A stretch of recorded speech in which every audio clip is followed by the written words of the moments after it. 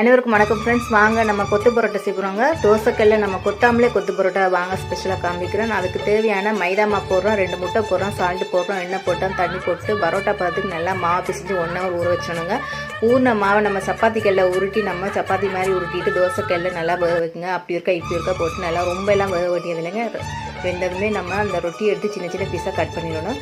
Chicken குழம்பு பார்த்திங்கன்னா தண்ணியாக வைக்கணுங்க. அப்புறம் சின்ன வெங்காயம் நல்லா சின்ன சின்ன பீஸாக கட் பண்ணிவிட்டு பச்சை மிளகா கருவேப்பிலை எண்ணெய் கொதிச்சதுமே பச்சை மிளகா கருவேப்பிலை வெங்காயம் எல்லாத்தையும் போட்டு நல்லா தாளிச்சிட்டு தேவையான அளவு முட்டையை உடைச்சி ஊற்றிட்டு சால்ட் போட்டுட்டு நம்ம கட் பண்ண ரொட்டியை போட்டுட்டு சிக்கன் குழம்பையும் போட்டு நல்லா கிளறிட்டு நல்ல ஒரு வாசனை வருங்க. வாசனை வந்தோடனே நம்மளோட கொத்து பரோட்டா ரெடி ஆகிடுங்க. ஏன்னா நம்ம கொத்த வேண்டிய அவசியம் இல்லைங்க. ஏன்னா சின்ன சின்ன பீஸாக தான் ரொட்டி கட் பண்ணி வச்சுக்கோம். ஸோ கொத்து பரோட்டா ரெடிங்க.